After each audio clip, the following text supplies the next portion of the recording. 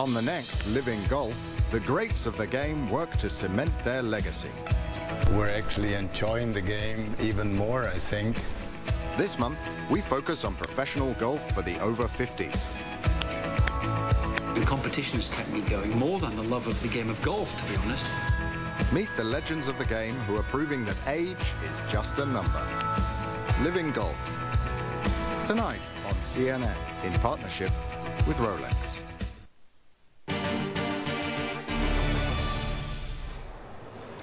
President Trump meets U.S. House Speaker Paul Ryan later. It could be a little awkward considering his surprise deal with Democrats on Wednesday. The president shocked Republican leaders by cutting a short-term deal on the debt ceiling and disaster relief funding. Joe Johns has more. We had a great meeting with Chuck Schumer, Nancy Pelosi, and the whole Republican leadership. In a stunning move, President Trump bucking his own party, cutting a deal with Democrats to provide disaster relief funding, extend the debt ceiling, and fund the government for 3 months. According to a senior White House official, Republican congressional leaders cautioned the president a day earlier that his tax reform plan would have to wait, given other legislative priorities in September. But President Trump, eager for a win, struck the deal to clear the busy GOP September agenda by knocking off 3 major issues.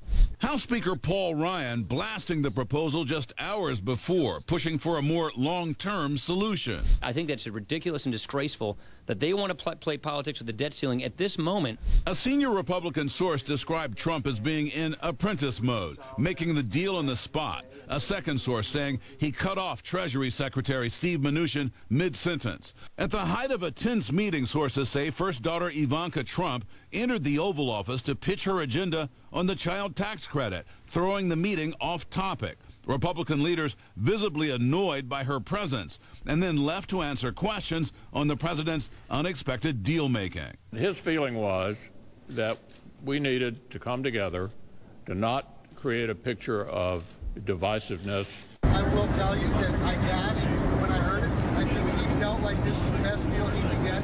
We walked out and everybody was happy. Not too happy, because you can never be too happy, but they were happy enough. Seemingly also on the president's mind, opening the door to working with Democrats on a Dreamers bill, as more than a dozen blue state attorneys general threatened to file suit on his decision to rescind DACA. Trump denying he's sending conflicting messages about his plan after tweeting that he would revisit the issue in 6 months. No mixed signal at all. Congress, I really believe, wants to take care of the situation. Chuck and Nancy would like to see something happen, and so do I. I want to bring in Josh Rogin now in Washington, D.C., and a political analyst and columnist for the Washington Post. So, Josh, has this, or in what way has this changed the political landscape in Washington? It seems like people are still reeling from this. Yes, members of Congress in both parties were shocked yesterday after this meeting. Immediately, the analysis was that Democrats have been bolstered and have gained leverage against the Republican colleagues by striking this deal with President Trump. Now, they know that they can go to President Trump and make a deal outside of their negotiations, and the Republicans have to know that, too. It's unclear whether or not this will become a full-blown love affair between Democrats and the White House or just a one-night stand, but for the time being, Republicans are on the back foot. Now, as Joe explained, this was supposed to clear the decks so that the Republicans can focus on President Trump's main initiative for the fall, which is tax reform, but that's not what Capitol Hill insiders are saying today. They're saying that actually what he's done is actually just add more to an already crowded fall legislative calendar, because now Republicans will have to deal with the debt ceiling again before December. That just adds to the other things they're dealing with, including the budget, including tax reform, including the DACA issue, and nobody really is predicting that they're going to be able to do all of those things. So it's actually made Republican leaders' jobs a lot more difficult. Yeah, that is what the Republicans say. You know, there are some who say, listen, you know, this is what people put him there to do. Cut through the BS, cut through the, you know, bitter political infighting, and try to get things moving, get things done any way he sees fit. Can Mitch McConnell and Paul Ryan continue as Republican leadership since they don't seem to play that game? They are thinking about the midterm elections, and this puts all these issues in play for them setting up the midterm elections. Trump's not thinking about that. Right, that's exactly right, and that's exactly why they wanted the debt ceiling issue postponed past 2018, because they didn't want it to come up again, especially as the midterm elections get closer. You know, this puts McConnell and Ryan in really just the toughest spot. It's not just about you know, getting something done. They look to President Trump as a self-proclaimed deal maker, and what happened yesterday is that Trump took the Democrats' opening offer. 3 months of a debt ceiling increase was the first thing the Democrats put out, and Trump just grabbed it. So that shows Republicans that he's not actually going to negotiate hard for the things that they care about. And that means that changes the dynamic when they go into their negotiations with the Democrats. So, yes, it was meant to make things easier, but even for the administration, I don't see how that accomplishes that goal.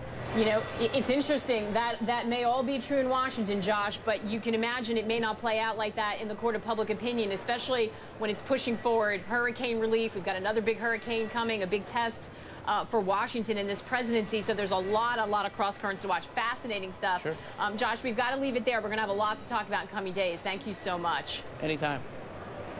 Financial markets watching all of this, they would have preferred a longer debt ceiling extension too, it seems. This short-term deal merely creates new uncertainties for traders later this year. That said, it is looking like a flat to modestly higher open for U.S. stocks after a higher close on Wednesday. In Europe, shares remain firmly in the green right now, and the euro is on the rise again. ECB head Mario Draghi did not announce plans to wind down the central bank's quantitative easing stimulus program during a press conference today. He is putting off an announcement until later this year. The ECB is worried that the euro will strengthen further when tapering begins. We are moments away from the start of a new session right here at the New York Stock Exchange. Trading is about to begin. We'll bring you the opening bell when we come back. Stay with us.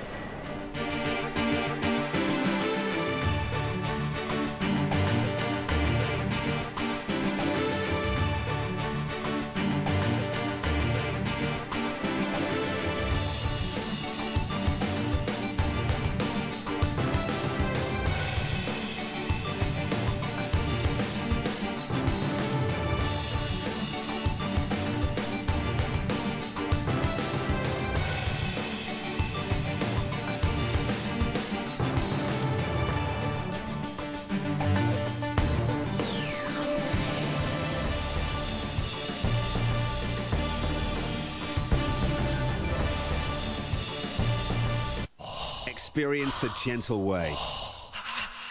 The art of throwing and grappling.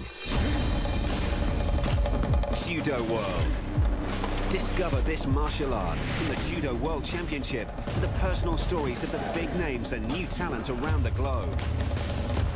A journey from its origins to the present. Judo World, Saturday on CNN.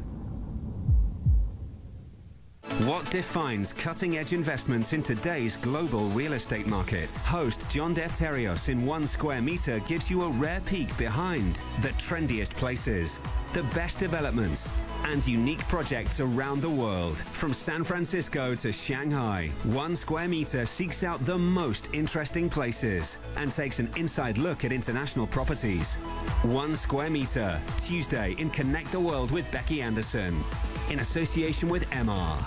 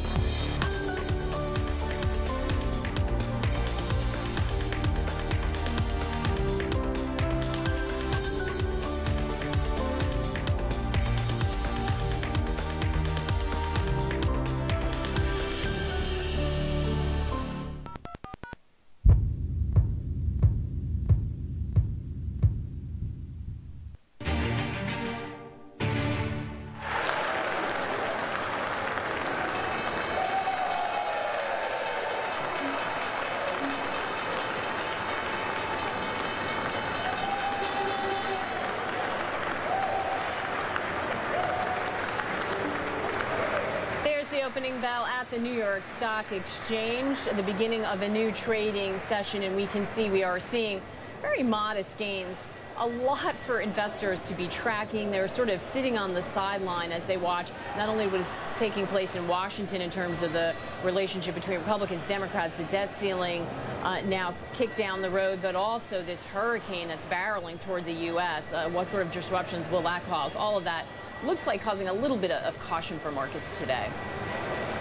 Well, houses, communities, even entire islands have been ripped apart by a devastating Category 5 hurricane. At least 9 people have already been killed as Irma cuts a path of destruction across the Caribbean. And 16 million people are still in the storm's way. That number is expected to rise. Right now, the monster storm is making its way toward Haiti, the Bahamas, and then eventually Florida. There are mandatory evacuation orders for parts of the Florida coast, and we are already hearing reports of supply shortages there.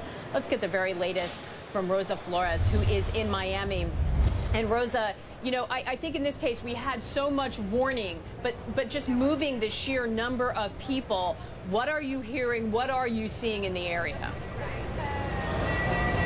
You know, it's a daunting task. As you mentioned, there are millions of people who are in the path of this storm. So what they're doing now is they're listening very closely to their public officials, because public officials locally are the ones who make the announcement for evacuation orders. So let me get you up to speed when it comes to evacuation orders in this area.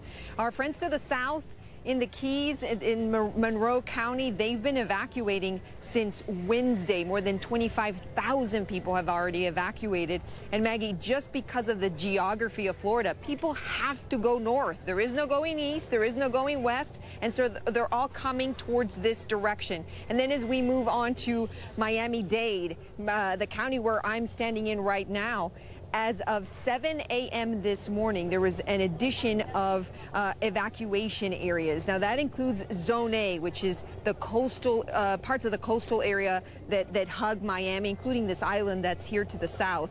It also includes everyone who lives in a mobile home. It also includes all of the barrier islands, which includes Miami Beach, where I'm standing in right now. Again, all of these people starting to move north. And as we move north to Broward County, our friends there are also under evacuation order for anyone in low-lying areas, for anyone in a mobile home, and anyone east of US 1, which includes Fort Lauderdale, Pompano Beach, Deerfield Beach, Hollywood. So it's a daunting task to think all of these people are having to move out. We've seen long lines at gas stations. We've also heard from Florida Highway Patrol that they are seeing a lot of more people on the interstate, which is a good sign. That means people are heeding the warning. But they are also seeing, troopers are, on the interstates, a lot of displaced vehicles. So they're going to start towing those vehicles starting today to make sure that the flow of traffic can continue north. So, Maggie, a lot of stress for people in South Florida as they grapple with the fact that this giant storm is coming their way, and they're trying to figure out what to do with their property, with their family, and of course with their pets as well. Yeah, Maggie? I mean, Rosa, I can tell you, it looks orderly from the pictures we're showing, but you know that that's not the feeling on the ground in a lot of places. I am, as well as I know so many people, getting constant updates on my phone from family members. Someone had to try to find a hotel in Mississippi. No hotels. I am hearing from what they can find through Florida, through Georgia, up through the Carolinas even. They're having to go all the way to Mississippi to find an empty hotel room. No gas. Family members, half a tank of gas. They can't leave yet because they have no gas. I mean, this shortage of fuel, a tank of gas, they can't. This many people out, and there's only a couple more days left. Have officials said anything about how they're going to get emergency supplies of fuel into this area? You know, the governor from the get-go has made it very clear that he is going to lift any restrictions when it comes to 18-wheelers coming into the state. He suspended tolls to make sure that there's a free flow of supplies going in and a free flow of people moving out. So that is definitely going to help. And like you mentioned, because we had a day's notice of this, that definitely helps in getting supplies in. It helps in getting people to be aware of the situation and aware of what local officials are recommending for them to do. But as you mentioned, it's a very high stress time for people. Imagine having to board up your house with plywood, pack your kids into your car, and then drive out and pray to God that you find a gas station that has gas, or to make it far enough to find a gas station that has gas, stay in line to get gas, and then move on and go from location to location. From the Florida Highway Patrol, we've also learned that they're not allowing people to put gas into gallons or gas cans anymore. They want the flow of people to continue, so they're not allowing them to do that anymore. All you can do is fill up your tank of gas and keep on moving north.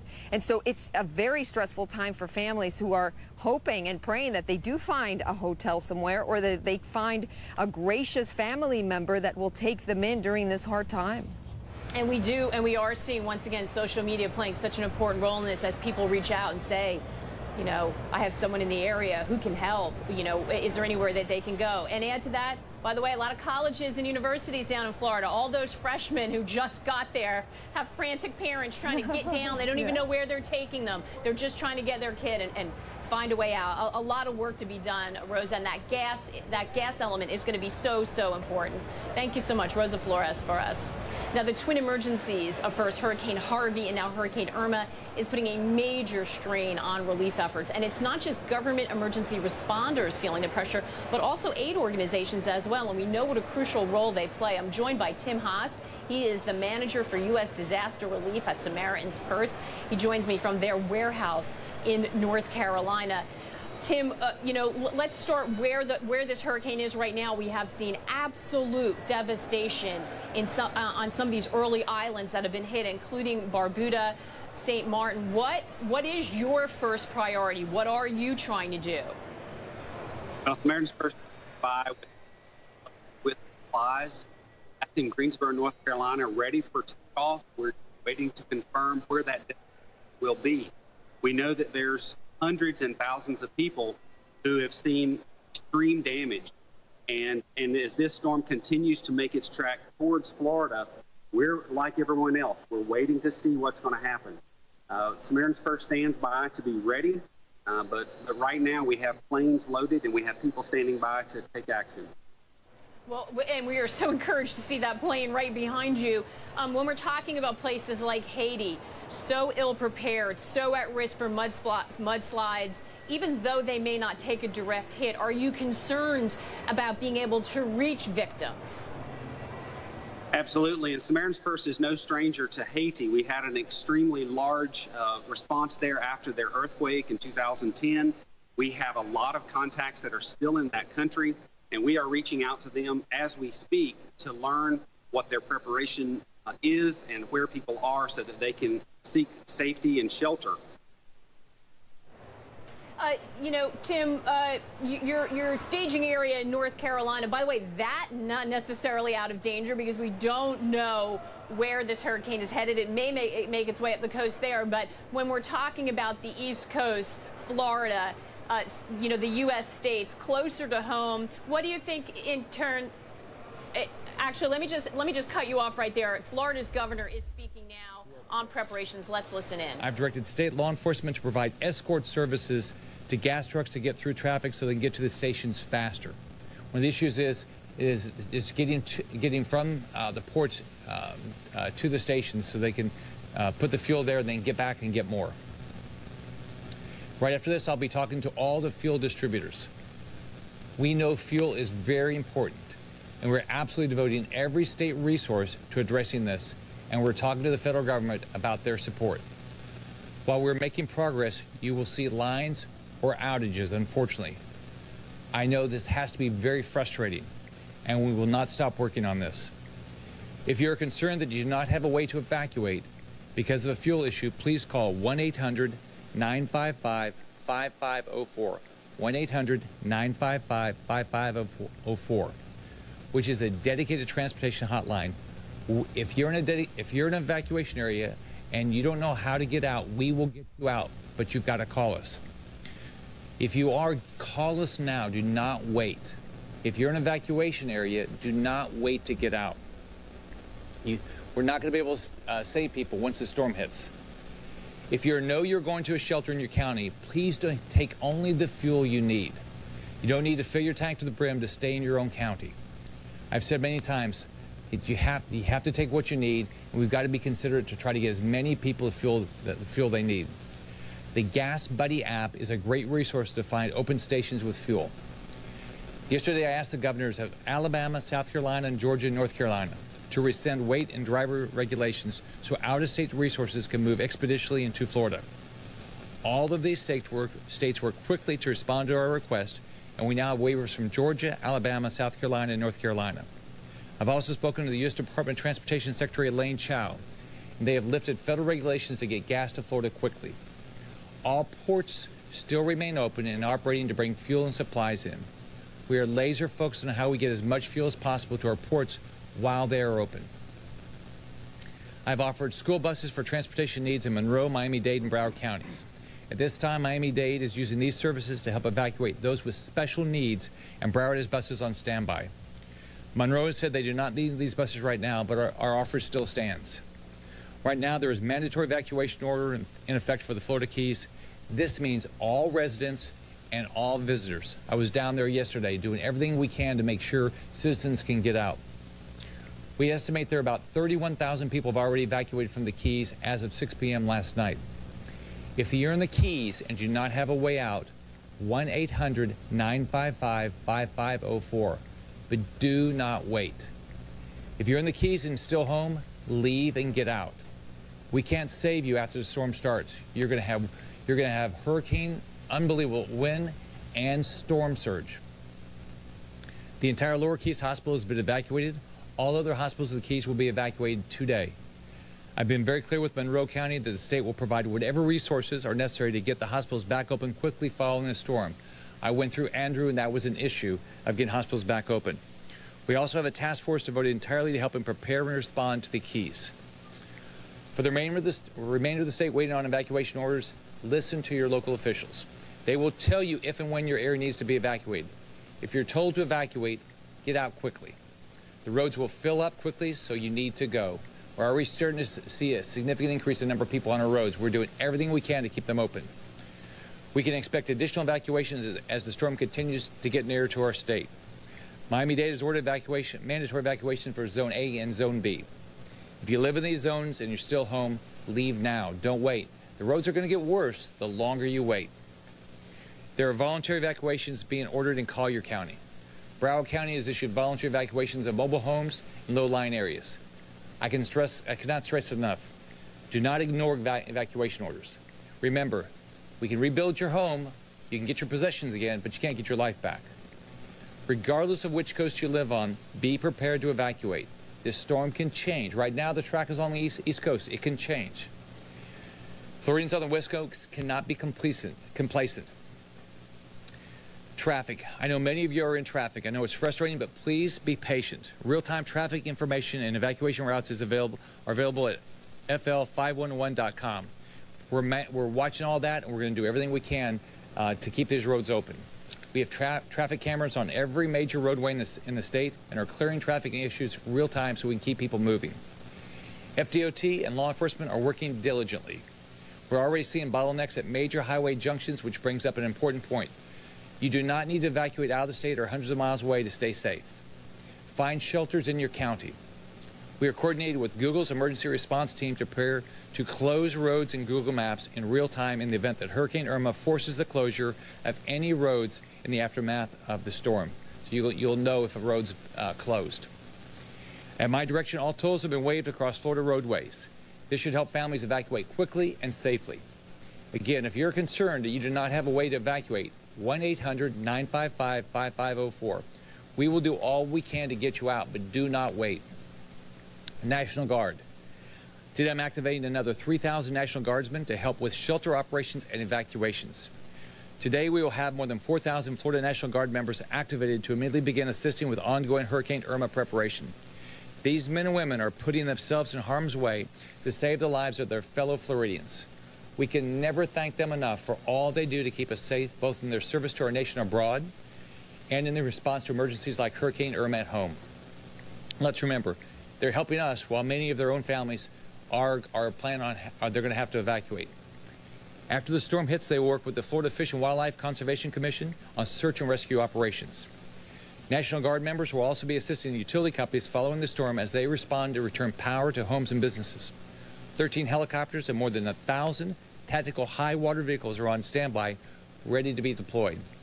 By using resources from other states, we also have 30,000 troops, 4,000 trucks, 100 helicopters, and air evacuation crews ready to support our state. I talked to both President Trump and Vice President Pence yesterday, and they have offered the full resources of the federal government to support us. We've requested the following: tarps, water, baby food supplies, supply trucks, search and rescue personnel, and equipment and incident management teams. We've also submitted several requests to the U.S. Department of Defense for readiness and post-storm response.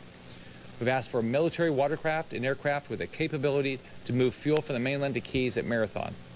Personnel, resources, and National Guard that were federalized to respond to Texas anybody that responded to Texas have now been demobilized to come to Florida to assist us if we need them.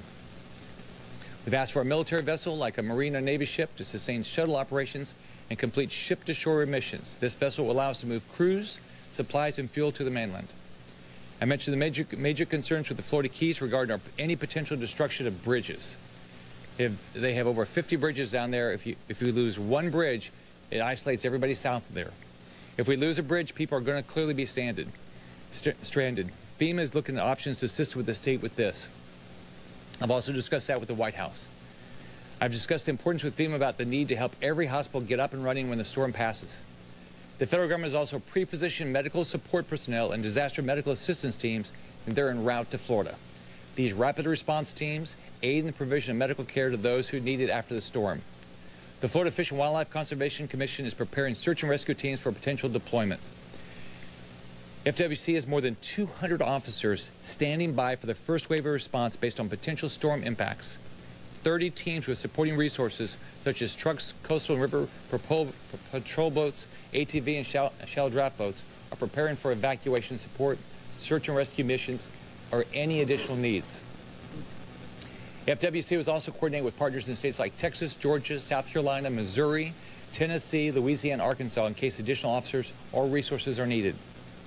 The Florida Highway Patrol is monitoring road and traffic conditions to ensure roadways are clear. Our roads remain clear, and there are no major problems so far on our roads. FDLE has established 18 emergency response teams for deployment to impacted areas and 7 logistics and planning teams. Utility providers, they're actively pre-positioning resources throughout the state and in neighboring states. We know from previous storms how incredibly important it is for power to be restored quickly. It's going to be very important to get this power back on quickly. FP&L has activated its emergency response plan and has thousands of workers preparing to respond to IRMA. I know they're one of the largest providers in the state. They're also working with out-of-state utilities and electrical contracting companies to secure additional resources. They have opened more than 20 staging sites throughout the service area where restoration crews, trucks, and equipment are stationed. Lake Okeechobee. Water levels in Lake Okeechobee are still being lowered, and the lake is currently at 13.67 feet. But we still do, at this point, we do not have major concerns about the dike. We will immediately advise if any of that changes. Shelters. If you're evacuating for the Keys, you can shelter at Florida International University. There's absolutely no reason for anyone not to evacuate if you're ordered to do so. Shelters are available, and you should follow the directions of local officials to go to the shelter that fits your needs. If you need a hotel, go to expedia.com/Florida. Expedia is working on hotel occupancy in real time. The Florida restaurant and lodging industry has encouraged all hotels to waive pet policies, offer shelter, and be compassionate with cancellations. Families can go to floridadisaster.org/info to learn where shelters are in their area. Comcast. They're opening more than 137,000 free Xfinity Wi-Fi hotspots throughout the state for individuals in need, including non-Comcast members. You can find these hotspots at xfinity.com/Wi-Fi. AT&T, Verizon, T-Mobile, they're all helping with hotspots. The state is taking supplies such as meals, shelter support, trailers, and water at the State Logistics Resource Center in Central Florida for deployment as needed. And FEMA has resources in Alabama. We are pre-positioning these goods to help everyone in the storm's path. We need volunteers. We've had more than 6,800 volunteers sign up in 24 hours. So thank you for that. This includes more than 1,000 state employees. This is great. We need more. We need a total of 17,000 volunteers statewide. You can go to volunteerflorida.org to sign up for volunteer opportunities, or you can call 1-800-FL-HELP-1, 1-800-FL-HELP-1. We need more volunteers. They make a big difference in emergencies and help with shelters, food distribution, and response efforts. State offices in Miami-Dade, Monroe, Broward, Lee, Glades, Hendry, Okeechobee, Martin, Charlotte, and St. Lucie are closed today until further notice. Every Florida family must prepare to evacuate regardless of the coast you live on, regardless of which coast you're on. We are 100% focused on making sure Floridians and visitors have timely information on this storm, and we will continue to closely monitor Hurricane Irma and issue updates throughout the next few days. Cada familia tiene que tomar este huracán en serio. Tienen que tener un plan, 3 días de agua, alimentos y las medicinas que necesiten. Como gobernador, mi prioridad es que todos en la Florida estén seguros. Be glad to answer any questions anybody has.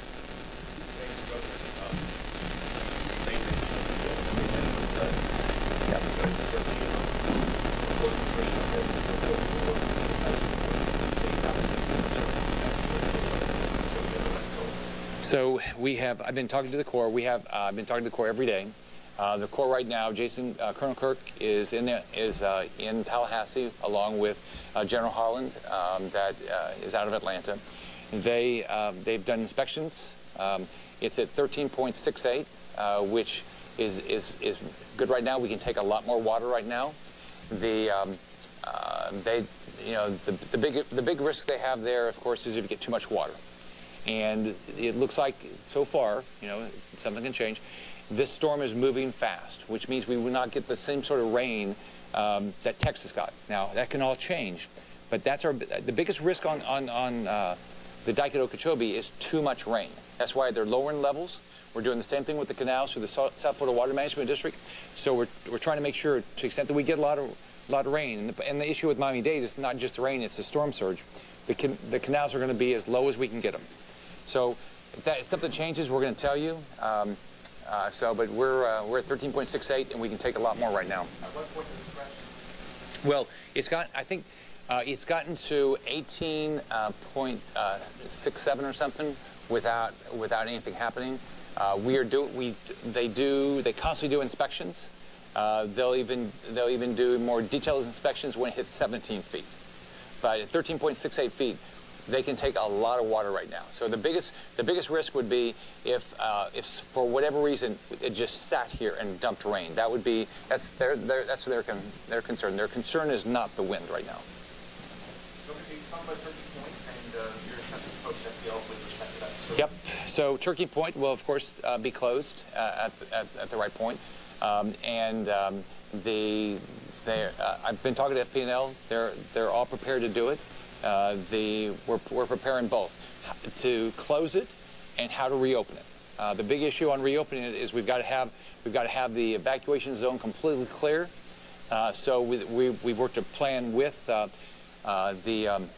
National Guard and with FDOT to make sure that when it's ready to close. First off, that's FP&L, but it's also going to be ready to reopen.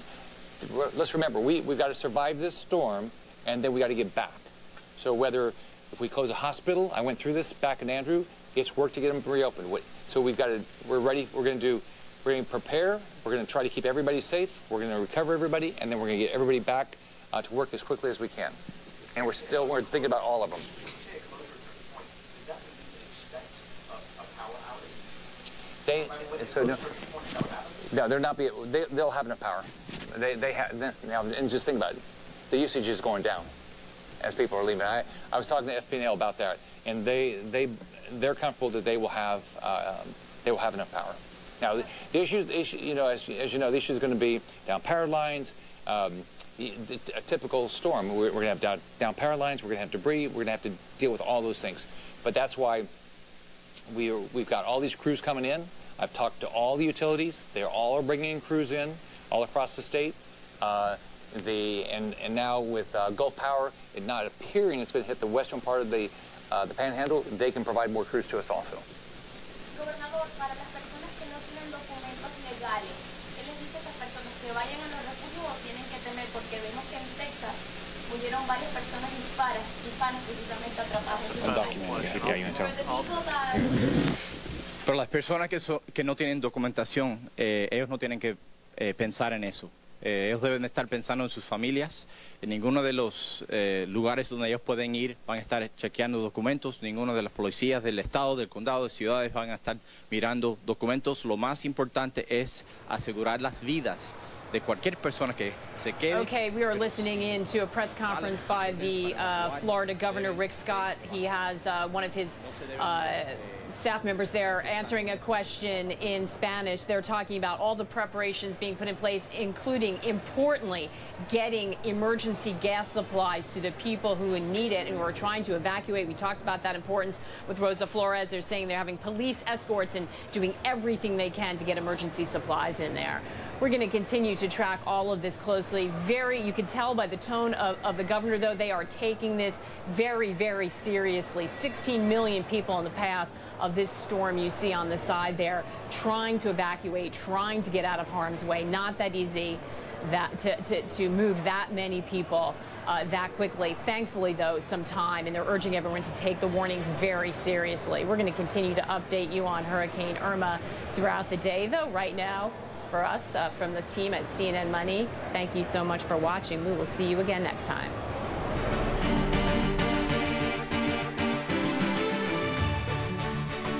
What defines cutting-edge investments in today's global real estate market? Host John Defterios in 1 square meter gives you a rare peek behind the trendiest places, the best developments, and unique projects around the world. From San Francisco to Shanghai, 1 square meter seeks out the most interesting places and takes an inside look at international properties.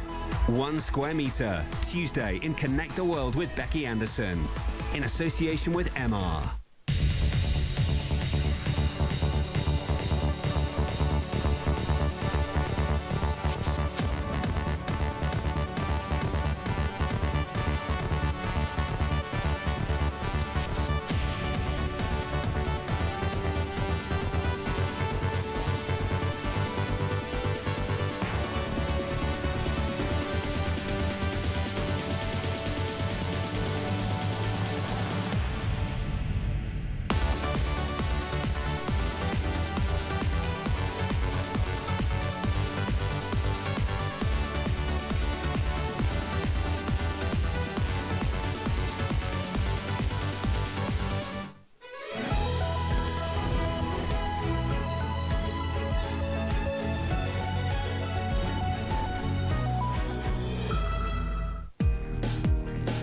Because leaving home doesn't mean living less. Stay at a hotel that has the news source you trust.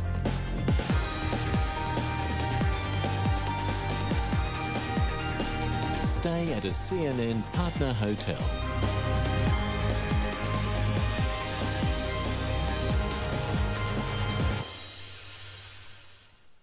The CNN show where you drive the conversation. A lot of the viewers are agreeing with Aisha at this point. Join me, Max Foster, and our panel of guests for a lively discussion on the political stories that you want to talk about. I believe everything the EU says, nothing the British say. I'll tell you what. Have your say on Facebook Live. One of the viewers has just been saying it feels like a reality show over there. Your questions and comments live from around the world. CNN Talk with Max Foster, Friday on CNN. I'm Leila Santiago in Mexico City, and this is CNN.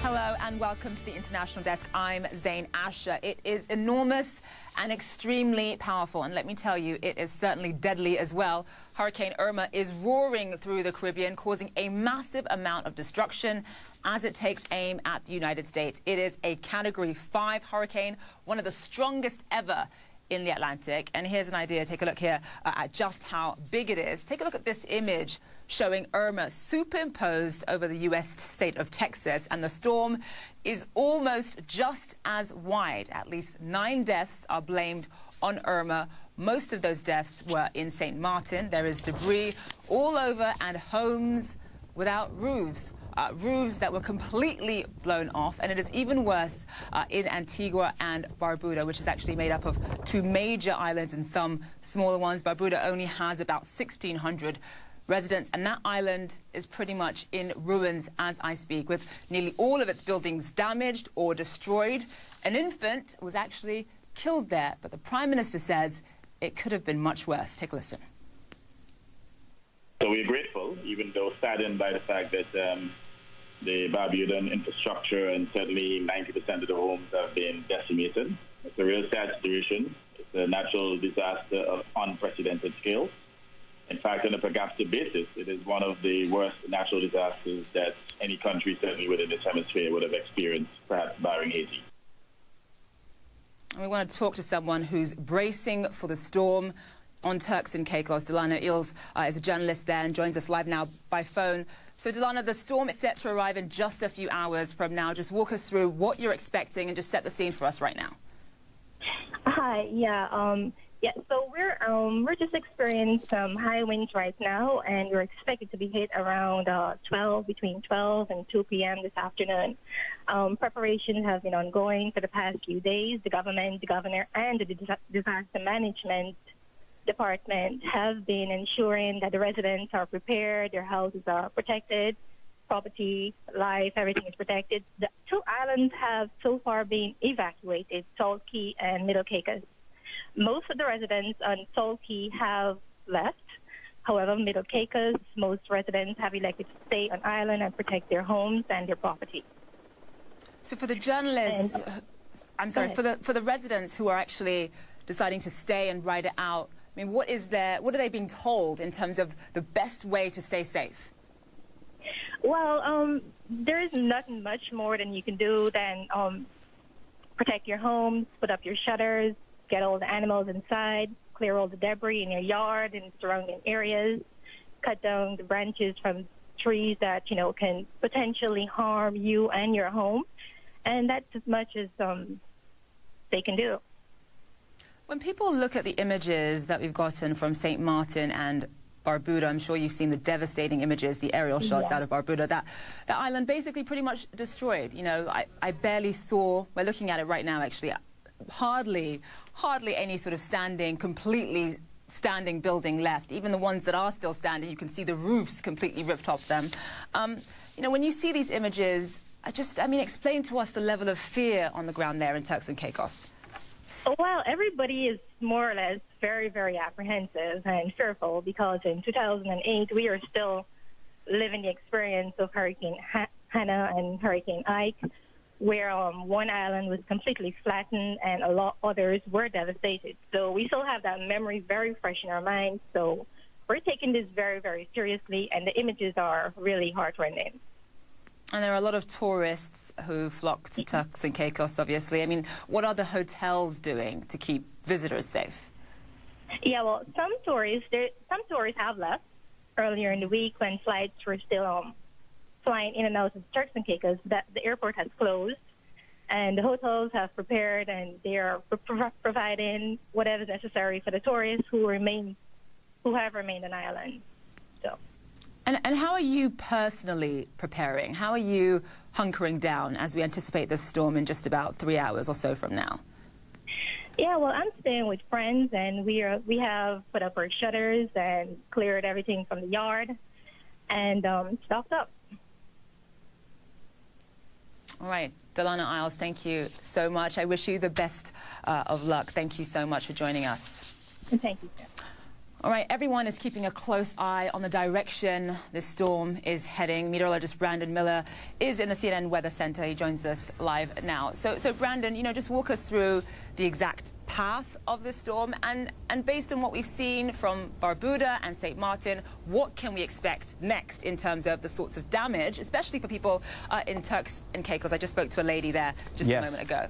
Yeah, really, Delana, you spoke to Delana there in Turks and Caicos, and Zane, honestly, if she wants to know what she should prepare for, they should really look at what happened in Barbados and the northern Leeward Islands, because the storm is maintaining that intensity, and that's really the kind of damage we can expect as it rolls right over those islands.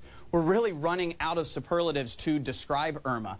You know, it's at 285 kilometers per hour right now. That's down just a tick from 300 kilometers per hour, which it was yesterday, but still well into the Category 5 on the Saffir-Simpson scale that we use to measure these hurricanes. And as it continues to go, I mean, that damage is catastrophic. That's why they describe it as Category 5, as catastrophic winds. They don't actually get any stronger, you know, as you get up to 300, 315, because you pretty much wipe out almost everything that's there. Right now, we do have the Dominican Republic is really under the gun right now. The northern coast of Hispaniola, that's going to move into Haiti. Dominican Republic is really northwesterly motion that we've seen with Irma is going to continue. That means it's going to roll right over those southern islands of the Turks and Caicos. So that should spare Haiti from some of the brunt of the storm, but as we know, really, it's the rainfall there that can cause mudslides on that mountainous terrain. They're still going to see that, although not the strongest winds like they'll see in the southern Turks and Caicos.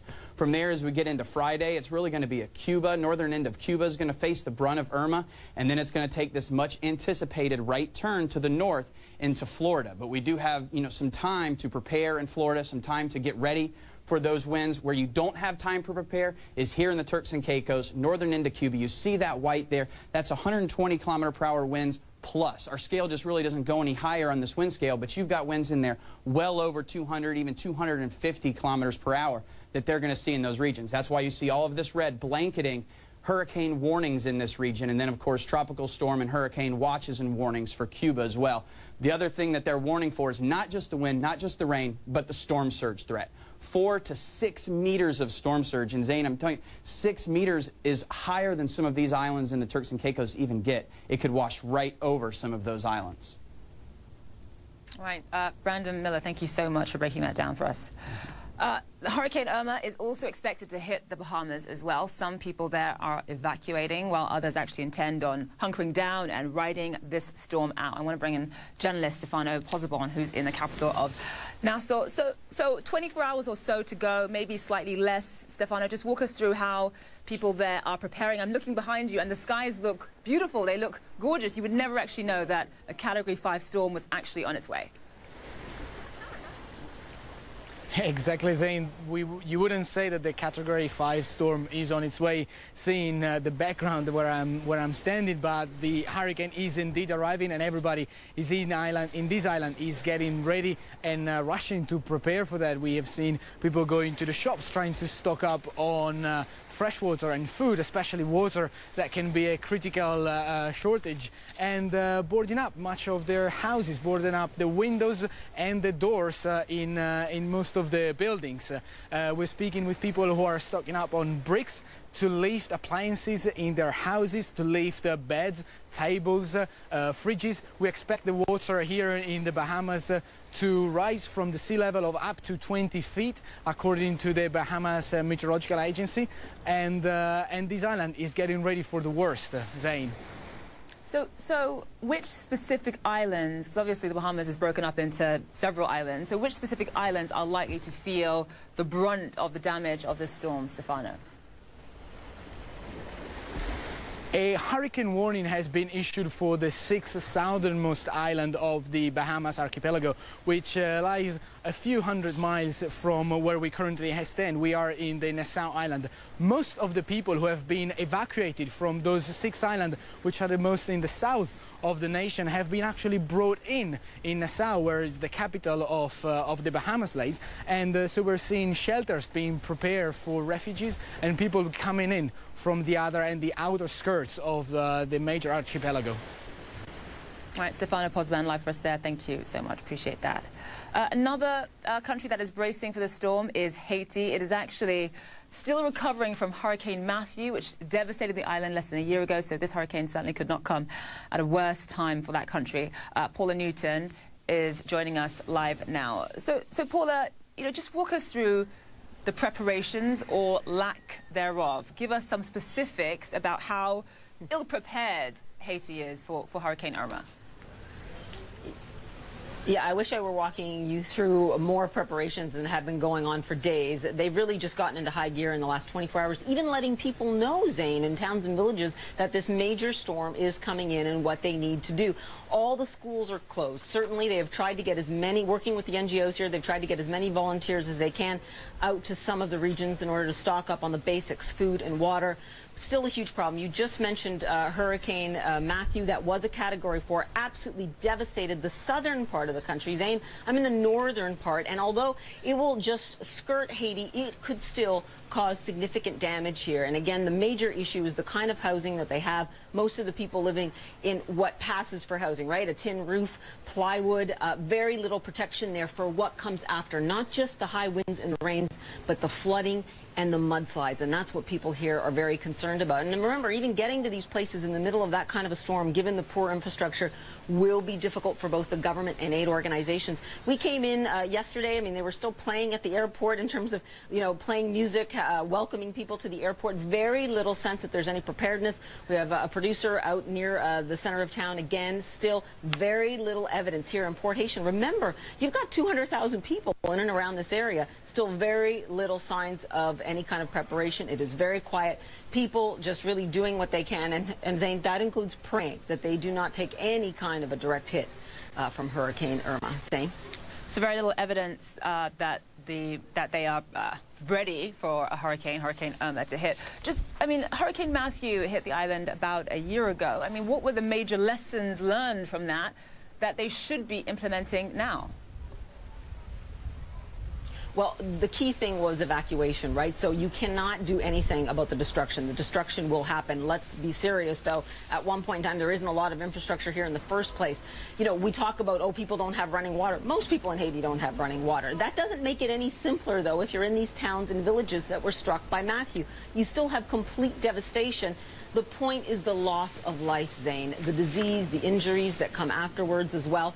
You know, the counts just kept going up. You had hundreds of people, perhaps some people say more than 1,000 people killed in Hurricane Matthew.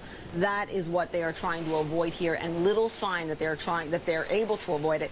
A lot of people, again, in those towns and villages saying, look, go to something that has some structure to it, whether it's a cement building, a school, anything you can find in your region, and stay away from those low-lying areas. Remember, a lot of people making their home not just close to the ocean, but in those rivers and creeks where their water source is. They're telling people to move to higher ground. Zane? Stay away from low-lying areas. People there bracing themselves, even though the country isn't as prepared as it should be. Okay, Paula Newton-Live for us there. Thank you so much. Puerto Rico was actually spared a direct hit from the hurricane, but there are still widespread power outages, and many people do not have running water. CNN's Leila Santiago joins us live now from San Juan. So, Leila, the eye of the storm basically missed the island. You know, is there a sense of relief there that things perhaps could have been much worse?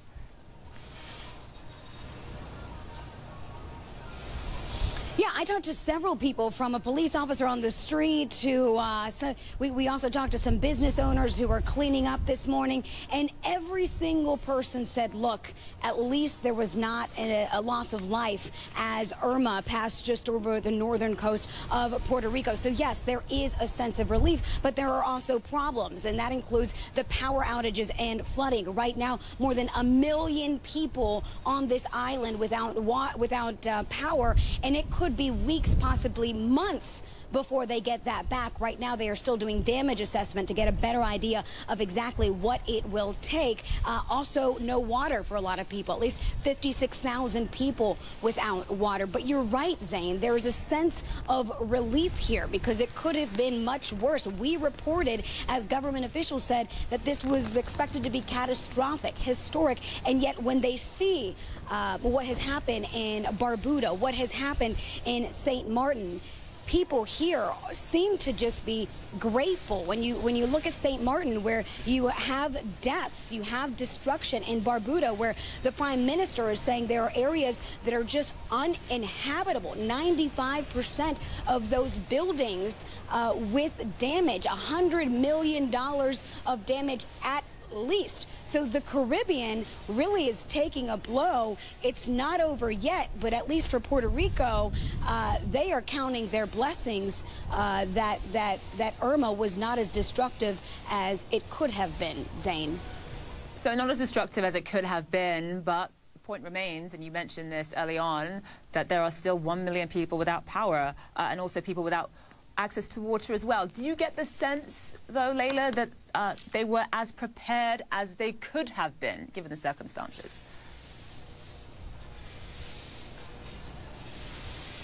Well, you know, you ask government officials, they will tell you yes, they were prepared for, hoping for the best, preparing for the worst. That is the line we heard over and over. Right now, Puerto Rico, you know, this is the cleanup effort. There were certainly resources on the ground from the U.S. federal government to even just local emergency crews. So, yes, they were preparing for the worst, but luckily that never came. People are cleaning up. I can actually hear them on the streets right now as rakes are hitting the pavement. But they didn't get the worst that they expected, as some of their neighbors did. All right. Lucky for Puerto Rico, the eye of the storm actually missed the island. All right, Leila Santiago live for us there in San Juan. Appreciate that. Thank you so much. And just to update our viewers with some new numbers I just got in my ear from our producers, the death toll from Hurricane Irma now stands at 10. We just got word of 1 additional death in Anguilla. Other deaths, the other 9 deaths, were reportedly in St. Martin, St. Bart's and Barbuda. Of course, we're going to have much more on this deadly Hurricane Irma, one of the most powerful storms in the Atlantic in history. Right, still to come here at the International Desk. We are live in London. My colleague Becky Anderson will have the latest on Brexit. Stay with us.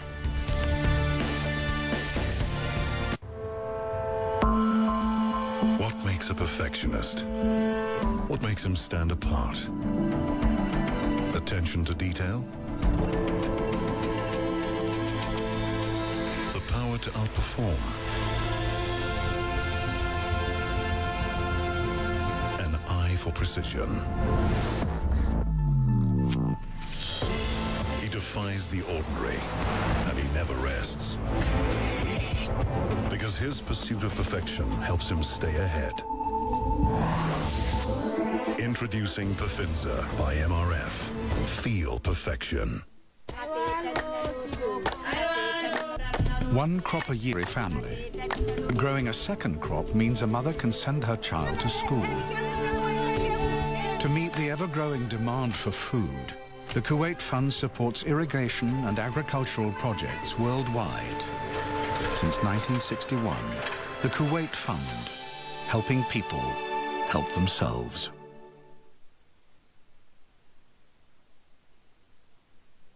They know African business better than anyone else. Hear directly from the key players unlocking Africa's potential on FaceTime in CNN Marketplace Africa. Fridays only on CNN. In association with Dangote.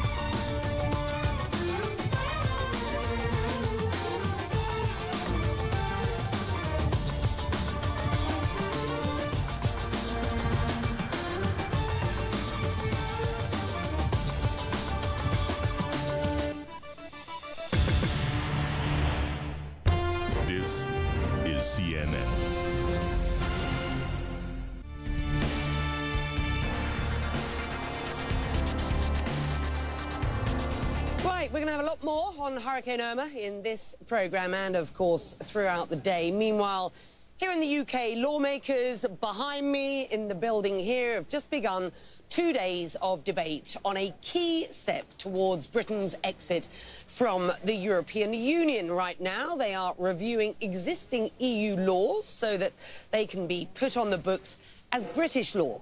Brexit Secretary David Davis explains why this step is so important.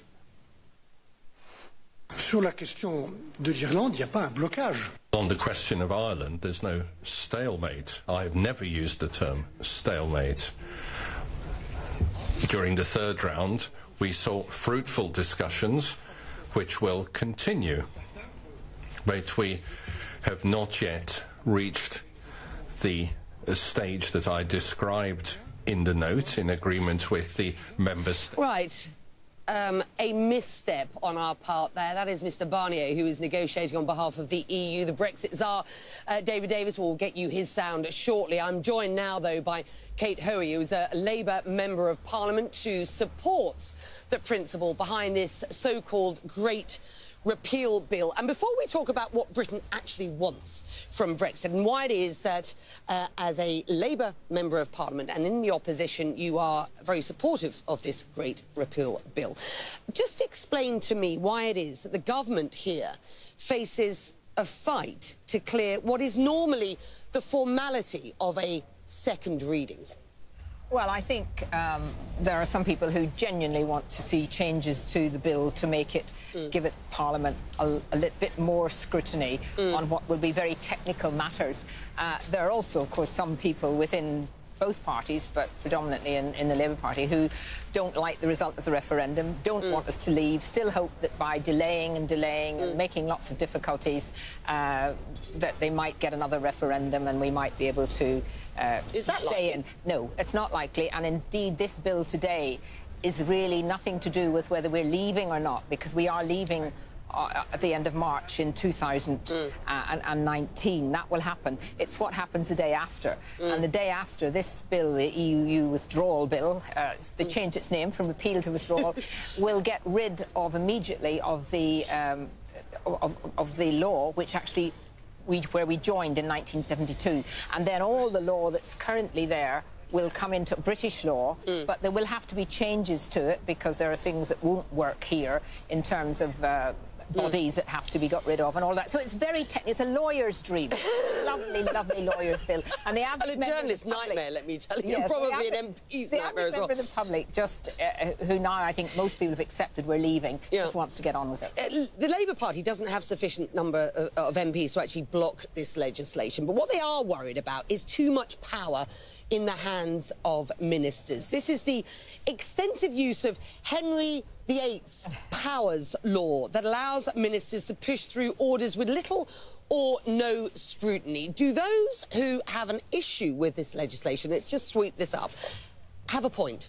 Well, some of the Henry VIII laws have been used frequently indeed, not all the time, but over the past number of years. When we were putting through devolution legislation, there were some went through by Henry VIII's clauses. They have been used, but clearly if something is more contentious, then a Henry VIII clause is not the right way to do it. And a statutory instrument, which is another lovely word, we use a lot of statutory instruments, and indeed the Labour government actually did more statutory instruments to bring in law than any of the previous governments. So it's one of these issues. It's a brilliant discussion point, particularly if you're against what's happening, but it actually is not, as in my view, as crucial as it's being made out. We've done all of that, so let's move on to the real nub of what is the issue here. What does Britain want from Brexit? Is it clear yet what it wants and what it'll get? The United Kingdom, Britain, doesn't include Northern Ireland. The United Kingdom wants to leave the European Union, to take back control of its trading policies, so we can trade like any other country that's not in the EU. We can make our own trading deals. We want to get law in this country not to be overridden by European Union law.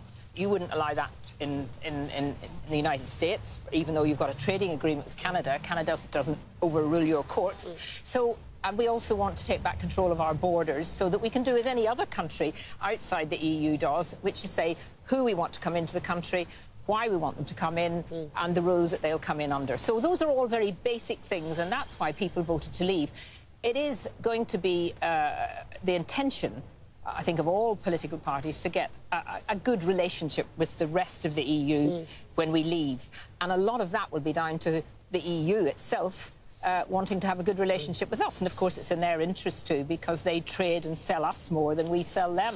It isn't clear what the EU's negotiating positions are as of yet. Michel Barnier, who we saw mistakenly before we started talking, they haven't really laid out what their position is. David Davis, the Brexit Tsar here, will be doing that in the weeks to come for the time being, Kate. I think they want our money for as long as possible. And nobody wants to pay up here. All right, good stuff. Thank you for that. The repeal bill is is just one of many points to be negotiated in this whole process. Now, Europe's chief Brexit negotiator, Michel Barnier, is raising concerns about the future border between Ireland and Northern Ireland. He says it's up to the UK to find a way to protect trade and travel without using border checkpoints. This is a very contentious issue, and he accused the UK of trying to use Ireland as a test case for solving border issues with the European Union. Barnier spoke a bit earlier. Let's have a listen. Sur la question de l'Irlande, il n'y a pas un blocage. On the question of Ireland, there's no stalemate. I've never used the term stalemate. During the third round, we saw fruitful discussions, which will continue. But we have not yet reached the stage that I described in the note, in agreement with the Member States and the European Parliament. We have not yet reached sufficient progress in terms of our joint assessment of the Good Friday Agreement and the Common Travel Area and the responsibilities that all will have to take on in order to respect those two agreements and in order to avoid creating a hard border. So there's no stalemate, it's just sufficient progress has not yet been made. Take that as you will. Let's sort out what all of this means. I'm joined now by CNN's political analyst, Carol Walker. What's going on behind us, as Kate and I have just discussed, is very technical over the next couple of days. What is much more important at this stage is what Brexit will look like going forward. The British public, it is clear, 14 months ago, were offered a deal which would mean that they no longer had to pay Europe the enormous amount of money that many of those who voted to leave believe they are paying in at the moment for no added value, as it were. Walk our viewers through what the main issues are of contention at present. It's difficult to know where to start, Becky, because there are so many. What the EU are saying is that they're not going to talk about any final relationship until we sort out some key issues. They are the Irish border. That is because Northern Ireland, once Britain has left, once the UK has left the European Union, will be out of the EU. The Irish Republic, the other side of it, will still be a part of the EU. How's that going to work? Both sides have said that they don't want a hard border, but there are going to have to be some very difficult negotiations over what happens there. This question of the Brexit bill, how much the UK is prepared to say. Now, David Davis, the UK's main negotiator, is saying, look, I'm not going to start talking about figures until we know what we're paying into, until we know what that final deal is going to be. Michel Barnier, on the EU side, is saying, tell us how much you'll pay, and then we'll move on to these other things. There is also then this issue of EU nationals in the UK and UK citizens across the rest of the EU. This is an issue on which they should be able to make an agreement. Both sides agree that there should be guarantees for the rights of all those citizens. But there are so many arguments about what rights they should have, access to healthcare, access to pensions, rights for their families and so on, that also is mired in difficulties. Until those three issues can be sorted out, Michel Barnier is saying, well, we're not even going to start to talk about customs and trade, which is what Britain wants to do. No, and that's exactly what Britain wants to talk about. Is it likely that by midway through 2019, that there will be a done deal? Or is this more likely to be a transitional deal, by which I mean much of what was discussed during the Brexit campaign will be in play, but we won't really, here in the UK, have detached ourselves from the EU? Well, I think what's important to realise is that there isn't going to be a transition arrangement unless there's a deal. There's got to be some sort of overarching agreement for this transition phase to happen. So, in a sense, it's not a question of, oh, we'll have a transition and just carry on talking. That's not going to happen. At the end of March 2019, Britain will leave the European Union. If they haven't reached a deal by then we'll leave without a deal, and we'll be back onto what's called World Trade Organization arrangements, which is the same sort of arrangements which all the other countries around the world have with the EU, albeit some of them, of course, have their own particular trading arrangements. That whole transitional arrangement is only going to happen if they can reach some broader framework. And those who are close to the talks and those who are involved and those who are watching these things very closely, I think, realise that they simply have not made the progress that they would have liked to have made at this stage. We've had already more than 5 months of these negotiations, and so far David Davis is able to point to a little bit of agreement on some of the healthcare arrangements for UK citizens in the EU, and a bit of a deal on data sharing. But one of his biggest critics, Nick Clegg, the former leader of the Lib Dems, the other day said, well, when he says he's made progress, it's a bit like a bunch of workmen looking out on an empty building site and say, well, we've made a start, because they've had a cup of tea. So there's an awful lot to go through yet, and we are a long way from a deal. And frankly, the prospects of a deal at this stage are looking slim. Carol, for the time being, you're going to stay with us throughout the next couple of hours, but for the time being, thank you for that. Still ahead, viewers, millions of people in the path of this storm as it barrels northward, and many in Florida appear to be heeding the warning. Zain Asher, my colleague, with the very latest on Hurricane Irma after this short break. Don't go away.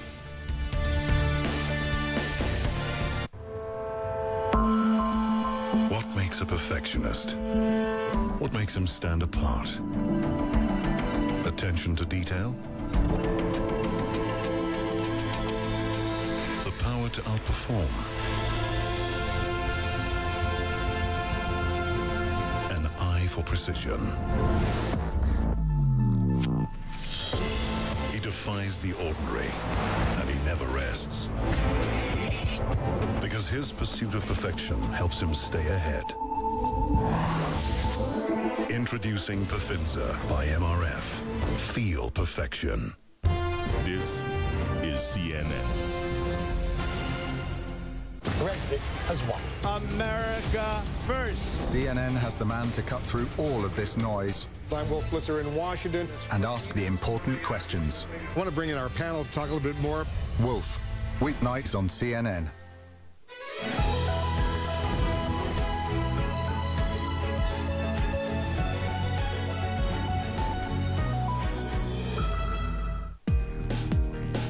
Because leaving home doesn't mean living less. Stay at a hotel that has the news source you trust.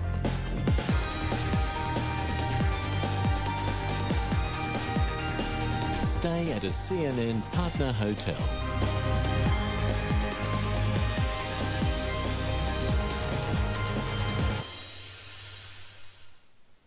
An eccentric is not trying to define themselves. They're born seeking a different way.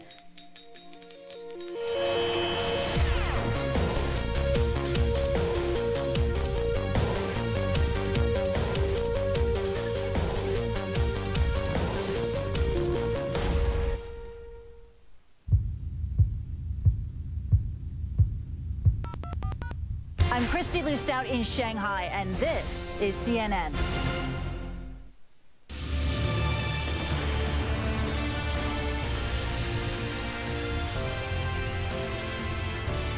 All right, welcome back to the International Desk. I'm Zain Asher. Let's give you the latest now on that Category 5 Hurricane Irma. The storm is still in the Caribbean, where it's already torn through a number of islands.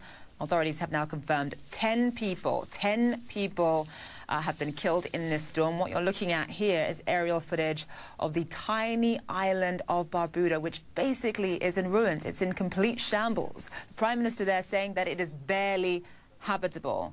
And here's where Irma could be headed next. A lot of people in the U.S. state of Florida are gassing up and getting out. We'll have a live report from Miami just ahead. But first, Hurricane Irma is heading for the Turks and Caicos in the coming hours.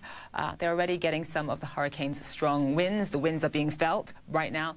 Let's get an idea of the preparations there. Virginia Clairvaux is the director of the Department of Disaster Management and Emergencies for the islands. She joins us live now. So, Virginia, thank you so much for being with us. I know this is a very busy time for you and your team. You've got about 2 or 3 hours left before this hurricane hits. Do you feel prepared for what's about to happen in the next 2 hours? I think we are as prepared as we possibly can be for a Category 5 storm. We have to admit this is a very large storm. It is expected to be very destructive. We've seen what it has done in our neighboring countries. And it is also the first time that the Turks and Caicos Islands will be experiencing a Category 5 storm. So first time experiencing a Category 5 hurricane. It couldn't be any more serious. I mean, what is the one thing that people who have decided to stay on the island and hunker down, what is the one thing they need to know if they're watching? Basically, we want them to know that this is a Category 5 storm. They have never experienced it before. The level of flooding that we are expecting in the Turks and Caicos Islands, we are expecting inland inundation from both rainfall as well as from storm surge. And we may not be able to come and rescue them in a timely manner. And so are you confident that the residents have the information that they need to sort of get through this? Definitely. We have been using social media. We have been using traditional mediums to get the information out.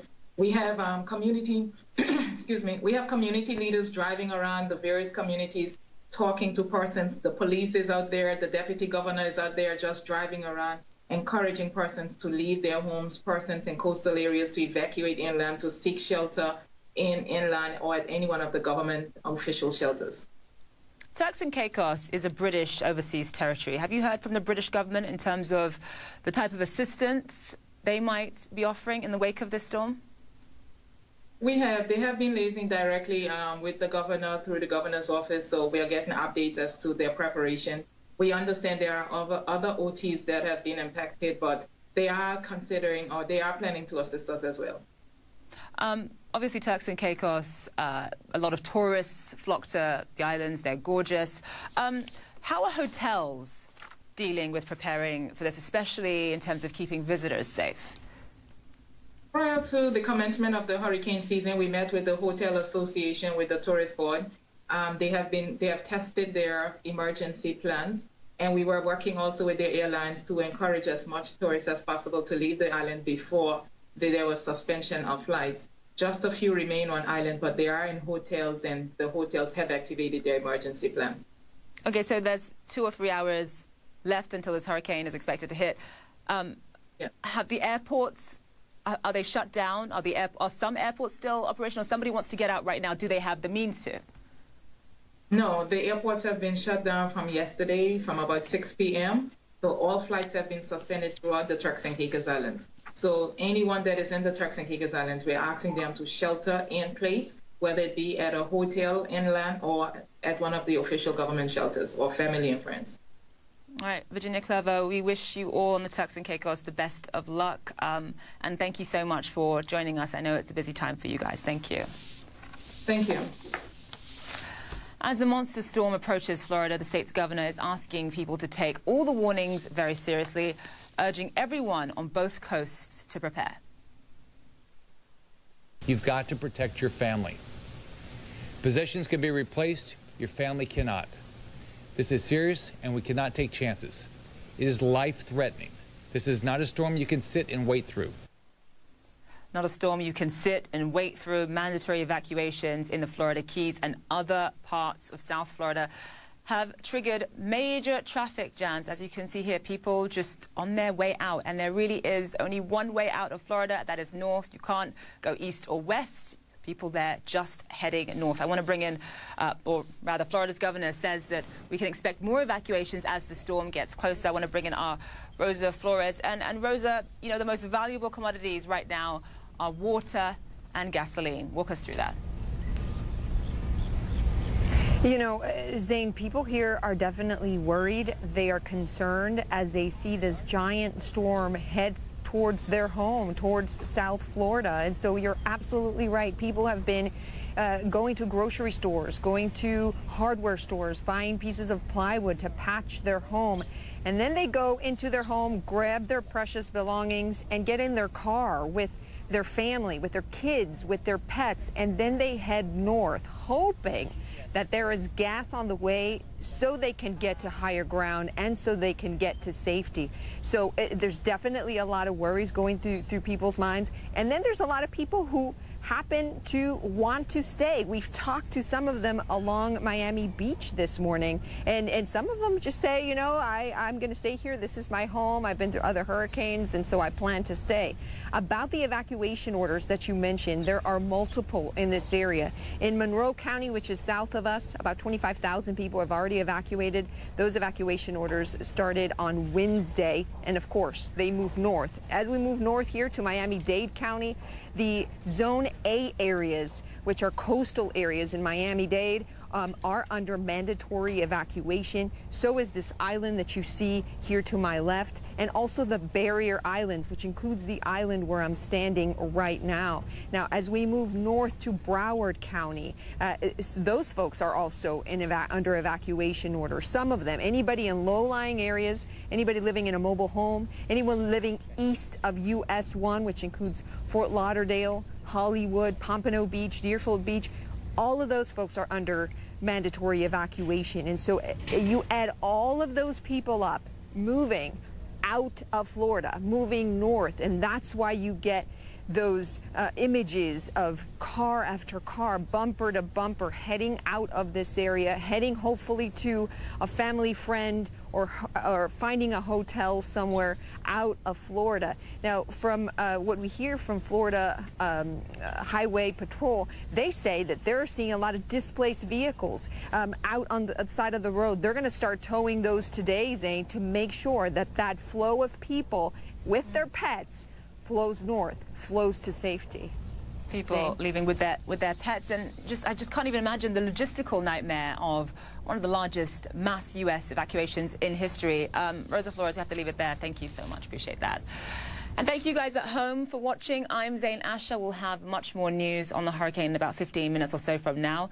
Well, sport is up next, but we're going to leave you with a look at some of the destruction and devastation from this hurricane.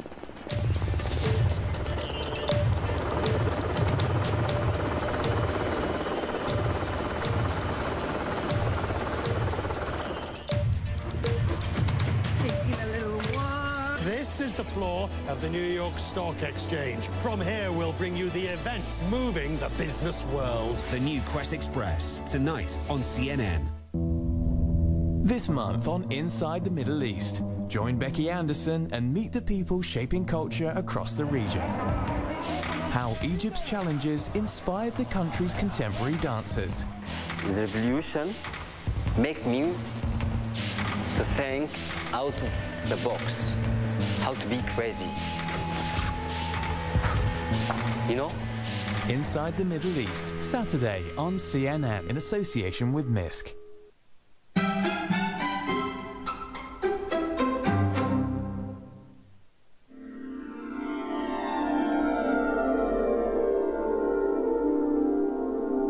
The emptiness of the space has a certain quality, being alone and therefore not feeling that you're being watched or judged. I think you're just free, you're just able to be and do what you want. There's 20 years worth of clothes here, and it's a great place to kind of see where we have come from and what we've achieved and use as a source to build the next step of our journey. Connect the world with Becky Anderson. It all starts here. Changing, fighting, creating, connecting. That's why we're here.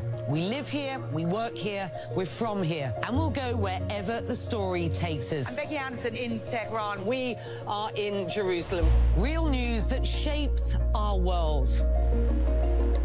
Exploring not just what's going on, but why. I just want to press you on one further point. Getting perspective on this region from this region. Places that many of us know, but few of us get to see. Observing countries on the move, still rooted in tradition. It all starts here, and that's why we're here, bringing you the world from our Middle Eastern hub. Connect the world with Becky Anderson, next on CNN.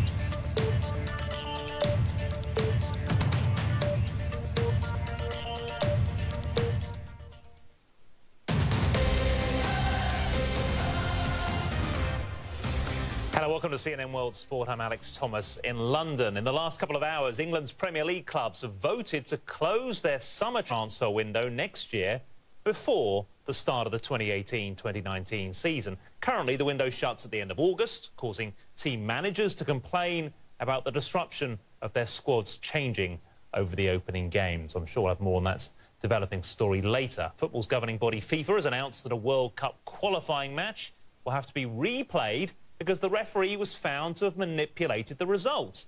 Ghana official Joseph Lamptey has been banned for life for awarding this penalty to South Africa last November against Senegal, playing in white. It was for handball, even though the TV replays show it clearly wasn't. This was Lamptey's second offence. He was given a 6-month suspension in 2010 for wrongly awarding a goal during Africa's Champions League. This particular match finished 2-1, but it's now been voided. So South Africa have dropped to the bottom of their World Cup qualifying group and are considering an appeal. The Flushing Meadows curse has struck again, and a first-ever US Open tennis match between Roger Federer and Rafa Nadal is off for another year at least. Instead, Nadal's semi-final opponent in the men's singles will be Juan Martín del Potro. What an achievement for the Argentine player, whose career has been blighted by injuries since he won this title back in 2009. That was against Federer in the final that year, who has himself been crowned a bit of a comeback king this season. At 1-set-all, Federer missed 4 chances to win the next set in a comeback king this season. Minutes later, he was out of the tournament. If that was a surprise, there was no hint of an upset in Wednesday's other quarter-final. Nadal cruising past Russian teenager Andrei Rublev, the youngest US Open quarter-finalist since Andy Roddick 16 years ago. Nadal, the world #1, needing just 96 minutes for a straight sets victory. So while 2 former US Open champs in Nadal and Del Potro face off in one half of the men's draw, in the other, Kevin Anderson and Carreño Busta will be contesting their first ever Grand Slam semi-finals. Earlier, Christina McFarlane explained why Del Potro's success has been so unexpected. This was a guy who really has been plagued by so many injuries that he considered quitting the game more than once, the last time at 27 years of age. But what we saw last night was evidence that throughout all of that, Del Potro has never lost his passion for the game or his talent. He still has one of the biggest forehands and serves in the men's game. But before we get into that, I just want to talk to you a bit about the journey that he's been on since 2009 and show you a timeline of where he's been. So after winning the US Open back in 2009, beating Federer, he jumped up to a career high #5 in the world rankings. But then in 2010, he had his first wrist surgery. So he had then to spend 9 months out of the game, his ranking dropping down to 485 in the world. So he had then in 2 years, but then in 2014, well, he hit a wall. 3 wrist surgeries in 2 years, which meant he didn't make his return until 2016, where against the odds, he then went on to win a silver medal at the Rio Olympic Games. And after steadily climbing back up the rankings to number 28 in the world, he has now, of course, reached the US Open semi-finals. It's quite the comeback trail. And what's interesting, Alex, is when he did it back in 2009, he actually defeated Nadal, then he defeated Federer to take that title. Now, of course, he's doing it in reverse. And quite frankly, I don't see any reason why he can't do it. He loves playing under the roof of the Arthur Ashe Stadium. He calls it his home court. He has the game, and now he has the momentum. Yeah, only the second Grand Slam semi-final since that 2009 title when he was just 21. What about Federer? How disappointed would he be? It's still been a good season, right? Well, 2 Grand Slams, 5 years on from when he won his last. I don't think that's a bad season at all. It certainly won't diminish his record. I think the question for Federer, though, is where does he go from here? What was interesting is that he seemed to be struggling. He was quite vulnerable in that match against Del Potro. We know that he had some injury problems coming into this tournament with his back. He pulled his back a month before the tournament, didn't have the preparation that he wanted. So I think what we'll see is him recoup, go away again. You know, he sort of fashioned this, his own schedule in tennis that others are now beginning to follow, of going away, taking time out of the game, then coming back, you know, when he feels he's ready to come back in the game. And of course now there's still no better time for him to continue his resurgence, with Novak Djokovic and Murray still out of the game until the end of the year. In the women's singles, bit of tennis history. Well, undoubtedly tennis history, isn't it? What is it? First time in 36 years. That's it. We've been talking about it. Well, we've been talking about it all week, haven't we? We should have been prepared for it. But what's been really... An all-American semi-final. Yeah, and so impressive. The American women have had such a stellar year this year. You know, I think most impressive of the two, of course, Venus Williams, through runner-up in 2 Grand Slams this year. And Coco Vandeweghe has actually made it to 2 semi-finals in the Grand Slams this year as well. And not only that, away from the Slams, you know, the US women's team are actually through to the Fed Cup final for the first time in 2010. So in all areas, they have been improving. And what's been so nice to see during this tournament is that they've all been encouraging each other, inspiring each other, pushing each other towards getting to this point. The new NFL season kicks off later on Thursday, but the football's not front and centre just yet. We'll tell you what controversy made this famous player get emotional.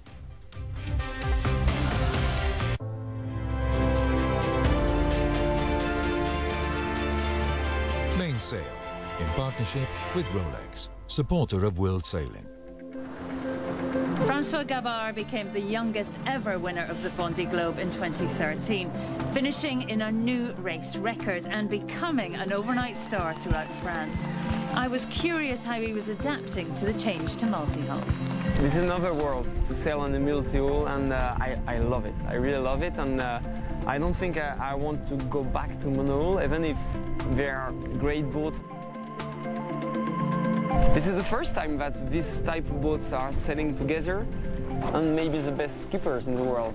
This is our first race for me with a team, because I'm sailing solo for maybe now 7 or 8 years, and I think with our team, with our boat, we can really play for the win. This watch has seen moments that last a second, and moments that last forever. It's seen the elements at their worst, and performances that conquer all. Yet it's not until we look back that we understand that at those very moments, we were standing on the edge of yachting history. It doesn't just tell time, it tells history.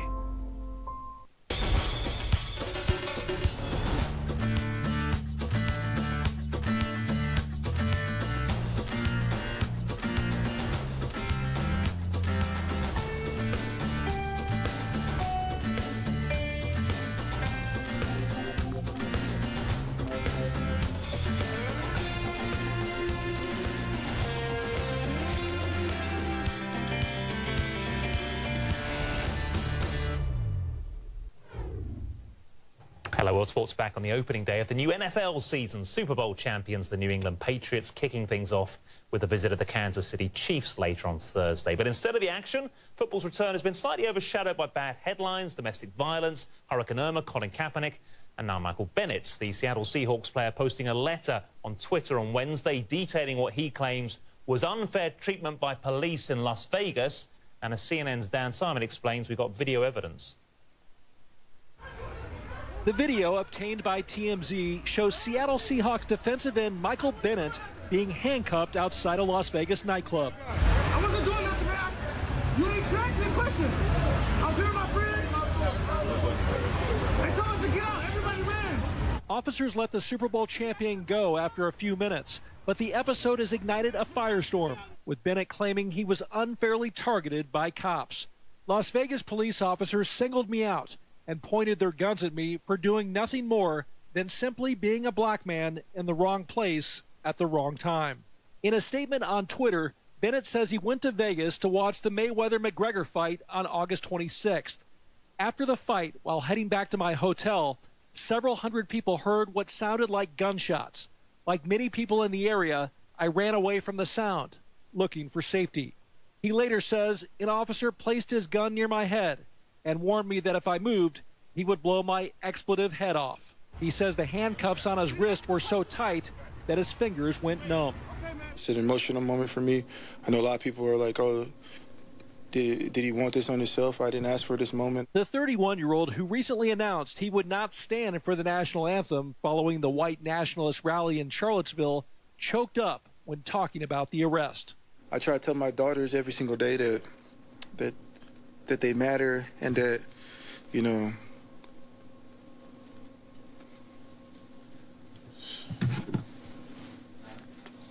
NFL Commissioner Roger Goodell called Bennett a leader, adding that the league will support Michael and all NFL players promoting mutual respect between law enforcement and the communities they loyally serve. And the Seahawks simply tweeting, "We stand in support of Michael Bennett." I see no evidence that race played any role in this incident. Las Vegas police describe a different version of events. That Bennett's actions appeared suspicious, and that when more security video emerges, the officers will be exonerated. Once Bennett was in the officer's view, he quickly ran out of the south doors, jumped over a wall onto Flamingo Road east of Las Vegas Boulevard into traffic. Due to Bennett's actions and the information the officers had at the time, they believed Bennett may have been involved in the shooting, and they gave chase. As it turns out, there was no shooting that night, and Bennett says police let him go after realizing who he was. But the NFL standout is not about to let things go. He's hired a prominent lawyer and is considering a federal civil rights lawsuit. Dan Simon, CNN. Before we go, spare a thought for the West Indies cricket team playing at the sport's spiritual home of Lords here in London. Not only are they trying to win a test series in England for the first time in nearly 3 decades, they're doing it while thinking of friends and family back home in the Caribbean, getting battered by Hurricane Irma. England not showing any mercy. They've already taken 7 West Indies wickets on the opening day. That's it. Thanks for watching World Sports. Connect the World with Becky Anderson's next. Bye-bye.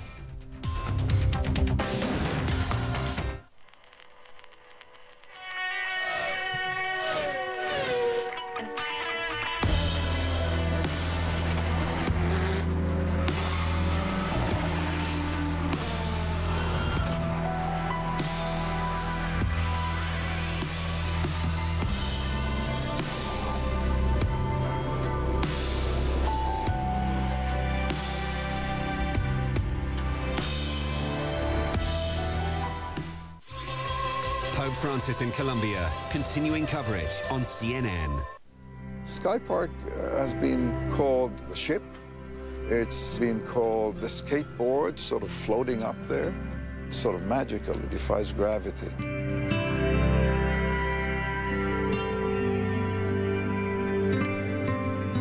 Early in the morning, you're in the water and you're just seeing the tower tops, and they're all lit, and they're all reflecting. And it's mysterious. And then as you start the swim, slowly the sky gets lighter. And since the sun rises east on the other side, the clouds above downtown start turning pink. It's just totally transforming all the time. You're in nature here. I mean, you look one way and you see Indonesia. You look the other way, you see Malaysia. I'm Faith Gonzalez. I run a small non-profit organization in Delhi called Music Basti that runs music and art education programs with at-risk children. Music and art are often relegated from the education system. As much the people that we work with and the communities that live on the fringes of the city. It allows children the potential to express themselves and really to explore the world that they live in. This project is important to me, especially because it focuses on children who are otherwise left out or completely marginalized from the education system and have really poor access to learning. And a lot of the skills which are critical to survive and to do well today, they don't learn in school. Music is a great way of getting those skills to them.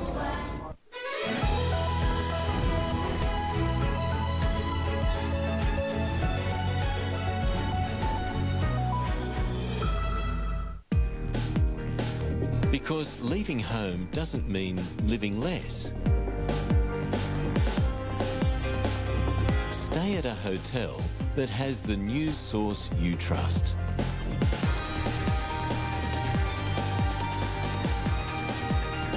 Stay at a CNN partner hotel.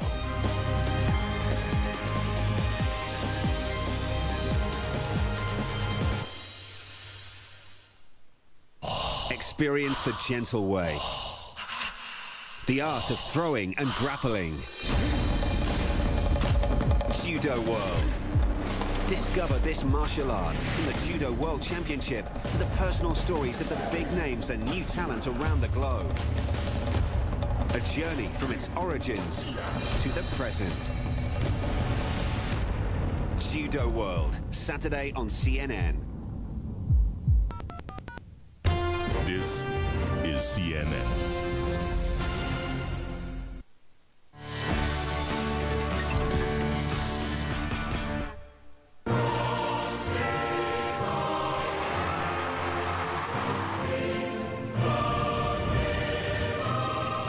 We shall defend our island.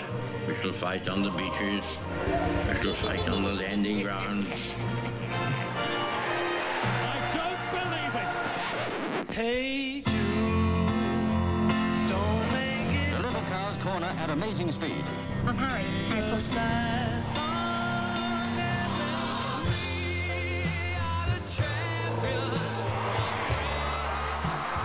The hip hip hooray going off 3 times in true British fashion. Outside Buckingham Palace. Brexit means Brexit, but it's still short on detail. Because the truth can be really awkward, really tough for people. Mr. Bond. James Bond. Mr. Bond, I saw you would... Anderson, Becky Anderson, bright, debonair, and welcoming. Me, sure. Also, of course, how right here, right now, this place behind me wants to be seen. How true that all is. This moment being talked about right behind me, in their lawmakers for the first time talking about this. Some 66 pages long. It's Britain's big plan to get out of Europe, the so-called Great Repeal Bill. But it might not be all that great. And in fact, it doesn't repeal all that much. Instead, its main job is taking nearly 20,000 bits of EU rules and laws and copying and pasting them into British law, all to make sure that when Brexit Day comes, this place can keep calm and carry on. And pulling that off is all coming down to one person. And guess what? It's not the Prime Minister. It's... I'm the King of England! You got it. This guy. Bloated, tyrannical and long gone. King Henry VIII. The British government on September the 7th, 2017, using his 500-year-old rules to try and get all this done. And as you might imagine, some of these chaps, ladies and gents, lawmakers in Parliament, well, they are not best pleased. We are keeping an eye on that. We are also keeping an eye on a real storm.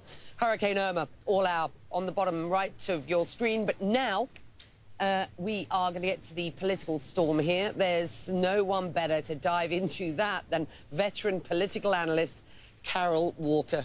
Henry VIII powers laws being used to sort out what happens next in the UK. Explain, if you will. Well, first of all, I should say that, of course, ministers are denying that that's what they're doing. But what this is about is the task that the government faces to bring some 20,000 different rules and regulations which have built up as the UK has been